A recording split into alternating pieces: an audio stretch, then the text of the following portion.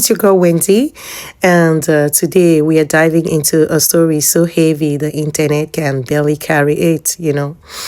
But before we get into it, hit that follow, smash that like, and stay close because this truth, baby, it's hotter than the headlines. Now come closer, listen.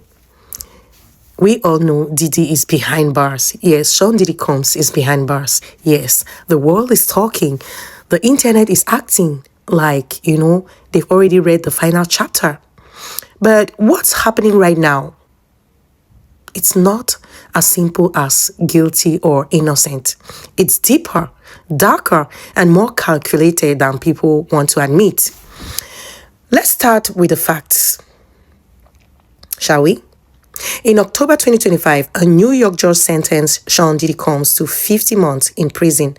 That's 4 years and 2 months after he was found guilty on 2 counts of transportation for prostitution. He was also hit with a $500 million fine and faces 5 years of supervised release after he gets out. But here's what people forget to mention loudly. He was acquitted of the most severe charges, sex trafficking and racketeering. If those had stuck, Diddy would be gone for decades, but the jury did not find enough evidence to convict him on those. Now, and that matters very much. Because while the internet loves to scream, monster, the law-determined part of the narrative wasn't proven. But does social media care about nuance? Please, they barely care about facts. And now, why Diddy sits behind bars, unable to tweet, unable to speak, unable to defend himself in real time? Here comes the perfect storm. Old enemies stepping forward. Former friends suddenly finding microphones. Documentaries dropping like blockbuster trailers, Headlines exploding with emotion and drama. And at the center of it all, a Netflix 4-part explosive produced by 50 Cent, the king of clapping back, the man whose brand is revenge, the man who has waited years to embarrass Diddy publicly. Now, let's be honest. 50 Cent didn't drop this doc because he's an activist. He dropped it because it benefits him, clearly. Timing is everything in show business, and the timing of this documentary is suspiciously perfect. Sean Diddy Combs is locked up. He is silenced. Diddy has no PR army in the streets. Diddy can't clap back, can't respond, can't defend. And that is when his biggest rival releases a global documentary meant to destroy his image forever. Now, Gossip Squad, please. This isn't justice. This is strategy. Okay? This is marketing. This is entertainment dressed as morality. And yes, survivors deserve to be heard. Their voices matter. Their stories matter. Accountability matters. But it comes through evidence, trials, and process, not through a Netflix premiere with dramatic music and petty hosts. Because a documentary is not the truth. A documentary is a story edited, curated, sliced, rearranged, narrated, dramatized. And when your rival controls the story, you are not getting the whole picture. Now, let's also talk about how fast people are to erase 30 plus years of Diddy's contributions. This man shaped music, shaped culture, created careers, fed families, built an empire, broke barriers in fashion, business, acting, television. You name it.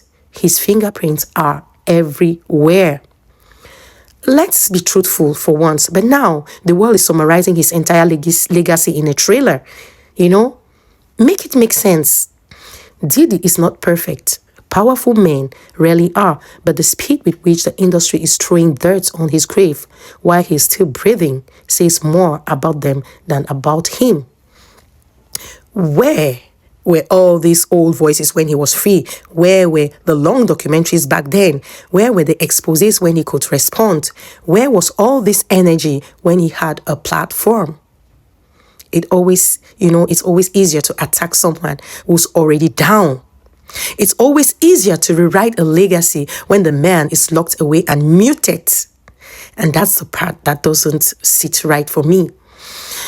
The justice system has delivered its decision, but the public wants to deliver a bigger punishment, a deeper wound, a permanent stain. And that's not justice. That's lynching 2.0 digital edition.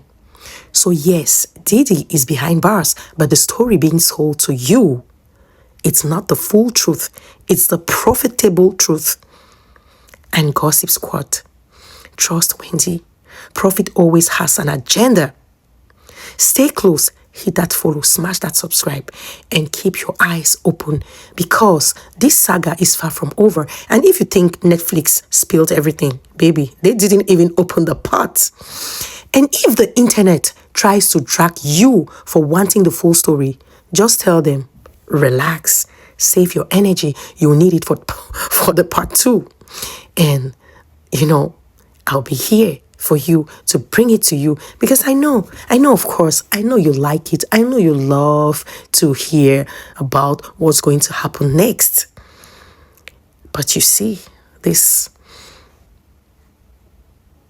50 cents, I would rather call it, I don't know, I want to call it a nonsense docu whatsoever, I just think he just wants to bury the man that is already buried. No. I can't swallow that. I'm sorry, 50. No. I won't even watch it because it doesn't want the pain. I can't go to watch someone that's already drowning. I'm so sorry about that. I can't.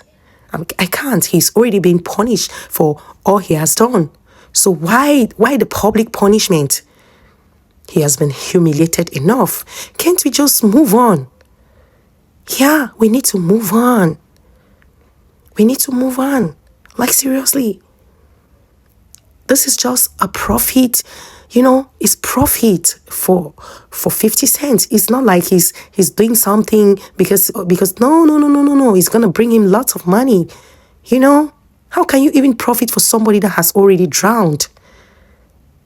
But I bet you, I am sure the Diddy we all know is going to have a great comeback.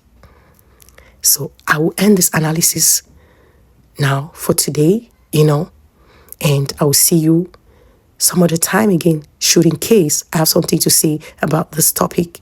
So thank you all for watching. It is Wendy from your Gossip Squad. So